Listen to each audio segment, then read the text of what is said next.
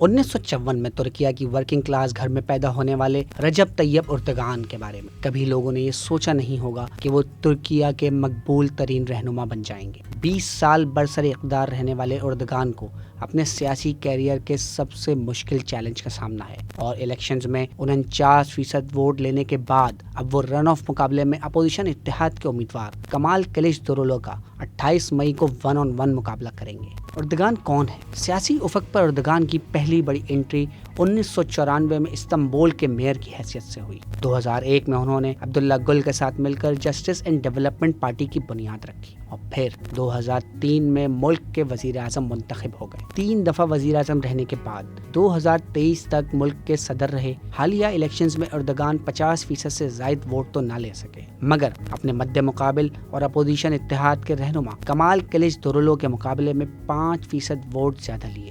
Run of elections میں Erdogan کی برتری۔ 3 چیزیں ہیں جو رن آف کے مرحلے میں طیب اردگان کے حق میں جا سکتی ہیں۔ سب سے پہلے تو یہ کہ ان انتخابات سے پہلے ایگزٹ پولز میں کمال کلچدارولو کو اردگان پر برتری حاصل تھی، مگر پہلے مرحلے کے انتخابات نے اردگان کو 49% ووٹ کے ساتھ سب سے مقبول رہنما ثابت کیا ہے۔ دوسری برتری اردگان کو پارلیمانی نتائج میں حاصل ہے، جس کے مطابق 600 رکنی پارلیمان میں 324 نشستیں اردگان کے حمایت یافتہ الائنس نے جیت لی ہیں۔ یہ واضح اکثریت اپوزیشن کے صدارتی نظام کو تبدیل کرنے کی راہ میں سب سے بڑی رکاوٹ ہے۔ تیسری چیز جو اردگان کے حق میں جا سکتی ہے، اور وہ ہے تیسرے نمبر کے امیدوار سنن اوگن کی جانب سے تقریباً 5% ووٹس کا حصول۔ فی الحال تو انہوں نے کسی کی حمایت کا اعلان نہیں کیا ہے، مگر ان کے حامی نظریاتی طور پر اردگان کے قریب سمجھے جاتے ہیں۔ اردگان عوام میں مقبول کیوں ہیں؟ اپنے دور حکومت میں وہ ترکیہ کی معیشت کو ترقی دینے، بڑے ترقیاتی منصوبوں کو مکمل کرنے اور ملک میں ریفارمز لانے والے رہنما کے طور پر سامنے آئے۔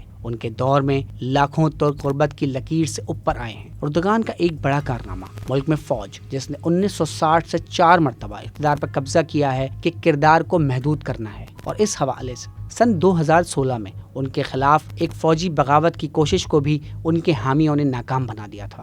ناپسند کیوں کیے جاتے ہیں؟ ترکیہ کی ایک بڑی آبادی نوجوانوں پر مشتمل ہے، جسے جنریشن زیڈ کہا جاتا ہے، یعنی 25 سال سے کم عمر نوجوان، اور یہ طبقہ ترکیہ کے معاشی حالات، ابلاغ عامہ اور سوشل میڈیا پر بڑھتی ہوئی پابندیوں کو لے کر فکر مند ہے، اور اردگان کو اس کا ذمہ دار سمجھتا ہے۔ اس کے علاوہ صدارتی نظام کے ذریعے طاقت کو ایک شخص کے گرد جمع کرنے کے عمل نے بھی ترک عوام میں اردگان کی ناپسندیدگی کو بڑھایا ہے۔ مغربی دنیا میں تاثر کیسا ہے؟ اردگان کے یوکرین جنگ میں یورپ کے مقابلے میں روس کا ساتھ دینے کے فیصلے نے ان کو مغرب مخالف امیدوار کے طور پر پیش کیا ہے، جبکہ اس کے برعکس کمال کلچدارولو نے کھل کر اعلان کیا ہے کہ وہ ترکیہ کے مفادات یورپ کے ساتھ دیکھتے ہیں اور اقتدار میں آ کر ان کو مضبوط کریں گے۔ پاکستان میں لوگ اردگان کو کیوں پسند کرتے ہیں؟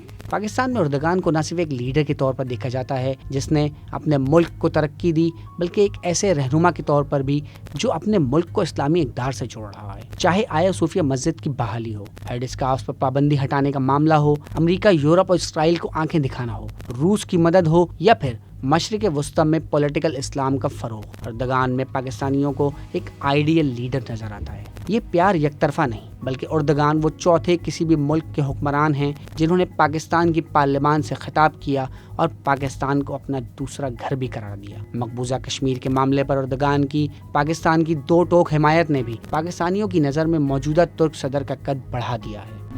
مزید نیوز اپڈیٹس اور ڈیجیٹل سٹوریز کے لیے سبسکرائب کریں ڈان نیوز پاکستان۔